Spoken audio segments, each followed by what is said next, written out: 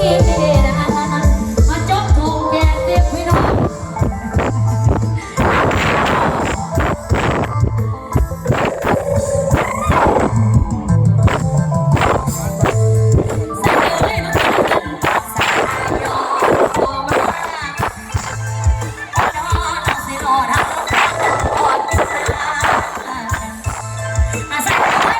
kênh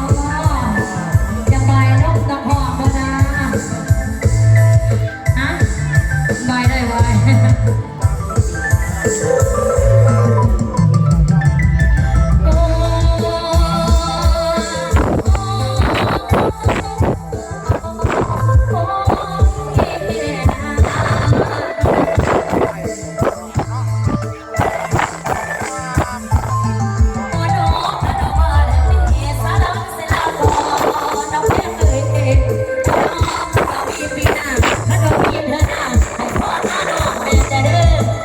không bỏ lỡ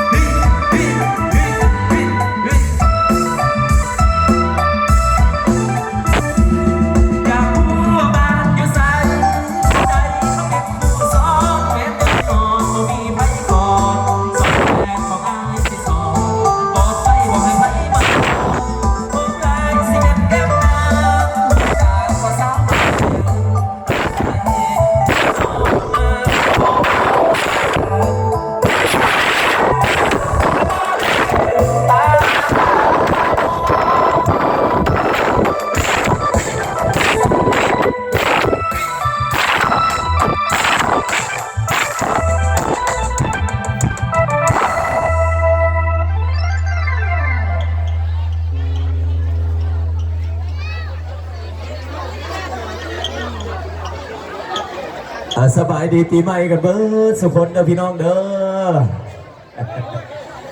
อถือว่าเมื่อนี้เป็นพิธีบาทสีสุขวัญครับสุขครับใสนะธรรมะทนในคำเขาทรงไทยปีเก่าตอนพักปีใหม่กุศลการปีใหม่ลาวกันเริ่มเมื่อนี้แหละพี่น้องเขานะถือว่าพิธีทางศาสนาเพื่อนๆก็สิได้เอาพระลงมาส่งว่าท่านนะส่งพระหลายวัดจะได้บุญหลายว่าท่านได้บุญพระกุศลหลายและการฮดส่งผู้ทรงคนพุทธินะผู้เป็นพ่อเป็นแม่ผู้เฒ่าผู้แก่ฮดส่งขอลดบาปลดกรรมนะน้ำผู้เป็นพ่อเป็นแม่แต่ว่าเมื่อนี้เพิ่นกล่าวมาเป็นภูมิโพความใสให้ลูกให้หลานก็ขอให้อายุมั่นขวัญยืนเด้อสำหรับแม่ตู้พ่อตู้นะรวมไม่ใหญ่พ่อใหญ่กันทุกภาคส่วนนะ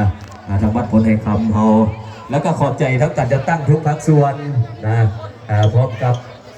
ประธานแขกผู้มีเกียรตินะที่เป็นเกียรติมาห่วงก็ขอให้โชคมันร่ำรวยนะปีใหม่ปีนี้ให้มีแต่โชคแต่ลาภความเจ็บความไข้ที่เป็นน้ำปีเก่าเบิดปีใหม่ขอให้มีแต่สิ่งดีๆเข้ามาสู่ชีวิตของประธานแขกผู้มีเกียรตินะแล้วก็สิมีบรรยากาศการม่วนซื่นถือว่าพิธีทั้งศาสนาพิธีบาสีสู้ขวัญสำเร็จเสร็จสิ้นกันนะผู้ที่มารุ่นมาหลานก็บอกเป็นอย่างอยากมัดผูกข้อต่อแขนให้ผู้เป็นพ่อเป็นแม่เป็นเฒ่าเป็นแก่นะก็จัดเสริญกันแล้วแหละนะถือว่าเพื่ออายุมันควรยืนขอลดบาปลดกรรมอโหสิกรรมน้ำเพลินมาสันบางเทือก็ดีนะอันนี้ฮิตของประเพณีลาวปีหนึ่งมีเทือเดียวนะบางคนบางท่านก็มีการสมบัติสมมาผู้เป็นพ่อเป็นแม่จังเสนะเพื่อขอโชคขอลาภขออายุมันควรยืนมาสัมพนานะฉะนั้นก็สิมีพระเขาสามัคคีว่าสันทั้งการจะตั้งเพิ่นก็มีอย่างไรให้กินน้ำกันเด้อว่าสันอันใดขาดตกบกพร่องก็ขออภัยนำพี่น้องเขานี่แหละนะด้วยการสมทบตบมือนำพี่นำน้องกับวัดผลในคำว่าสันนะบางคนก็มีปัจจัยมามอบให้ทั้งการจะตั้งเพิ่นแดบางคนก็มีไก่2 โตอย่างเช่น3 โตก็มีอันนั้นคือว่าเป็นปัจจัยจากที่จากน้องทั้งประชาชนทั้งคนให้คำเขานะก็ขอให้อยู่เย็นเป็นสุขอายุมันควรยืนกันเบิดสุขคนร่ำรวยถึงหวยพัฒนารางวัลที่1 400 ล้านเป็นของพี่น้องกันเบิดสุขคนนะก็ถือว่าทีมงานดนตรีก็โดยทีมงานดนตรีก็มาหักมาแพงกับพี่กับน้องปีนี้เป็นปีที่2นะก็ขอบใจทั้งการจะตั้งเพิ่นที่อุปถัมภ์ทั้งดนตรีเฮาเนาะมาหักมาแพงมาทักทายสบายดีกับพี่กับน้องให้ความมนความซื่นกันนะพี่น้องเขาครับประทานอาหารเที่ยงกันแล้วก็ให้อยู่น้ำกันนะมวลซื่นละมงสามัคคีเพิ่นก็มีเครื่องดื่มบริการมาสั่นนะเพื่อเป็นพื้นเป็นฮอนเอาไว้สร้างสาพัฒนาทางบ้านเขานี่แหละนะซอยกันซุกยู่มาสั่นเป็นแก๊สในกระสิบโมแพงประเดี๋ยวดอกพี่น้องราคากันเองแล้วนะกระสิลื่นอยู่ห้านเพิ่นหน่อยนึงนะก็ถือว่าซอยกันนะพี่น้องเขาแล้วก็ผู้ใดอยากเพราะอยากโมทั้งวัดวาเขากับเพิ่นก็มีนะมีตู้บริจาคอยู่ทั้งผู้ใดนะอันนั้นเป็นการสมทบทุนสร้างสาวัดวาอาหารทั้งบ้านคนในคำเขาว่าท่าน